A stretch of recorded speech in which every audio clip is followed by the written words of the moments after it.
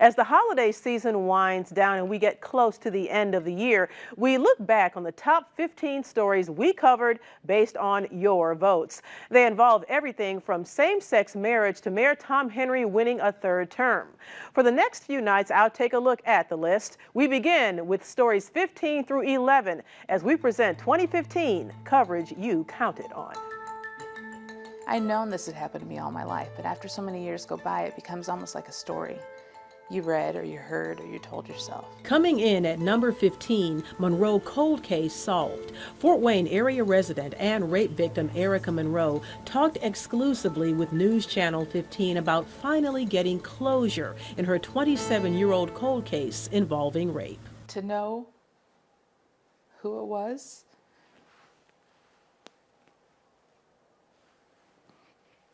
there's nothing I ever expected to know. DNA evidence led to the conviction of Robert Quinn, a man already serving time in prison for a parole violation. Quinn abducted Erica from her Elkhart County home and raped her when she was 10 years old. Ohio can or cannot make history on this day. The Ohio marijuana vote comes in as the 14th highest ranking story of the year. Ohioans voted against legalizing pot for recreational and medicinal use and giving a small number of investors control to operate commercial marijuana farms.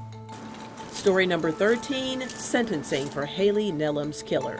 Closure is brought to the Haley Nelum case more than a year after her death. In March 2014, the 17-year-old Bishop Dwenger student was struck by a car and killed. The man behind the wheel, Jeremy Washington, was sentenced to 7 years in prison and 2 years probation. It's tragic, and no sentence of any sort will bring their daughter back. The 12th top story of the year, Henry's big win. Democrats celebrated as Fort Wayne Mayor Tom Henry won a third term by defeating District 4 Republican City Councilman Mitch Harper. His victory making history as he becomes the only Democrat in Fort Wayne to win a third term in the mayor's office. I want to keep all of the initiatives that we've started going and finished, but we have a few more plans that my staff and I have been working on. Some of them are in still the embryonic stages of development, but we've got to keep this city moving forward. And moving forward is what happened on the hard court and the football field. The 11th top story of the year, Fort Wayne, a city of sports champions.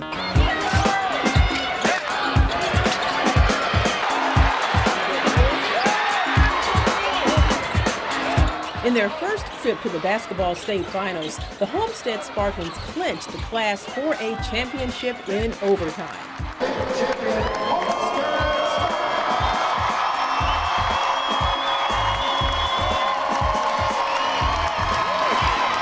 Then, when football season rolled around, 2 more state titles for area teams. The Bishop Dwenger Saints won their 4th 4A state championship, inspired by longtime Dwenger coach Chris Schwartzkopf, who is battling cancer. Ernie Bojrab was interim coach. It means a lot to me personally, my family. This day and what they did will inspire other people. And he's the heart and soul of this team. He pushes us every day at practice, every Friday night. And it's awesome getting this one for him. This is for him and Coach Bojrab.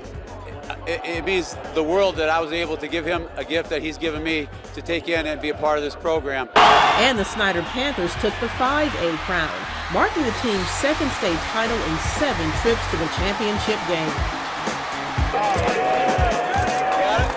High school basketball versus college basketball are 2 completely different games. And when it came to sports and the game of life, former Canterbury High School basketball standout Austin Hatch continued making headlines.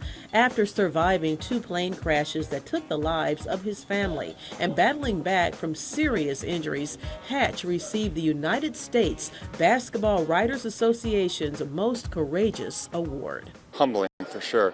It's a great honor. The current Michigan Wolverine continues to be an inspiration to others.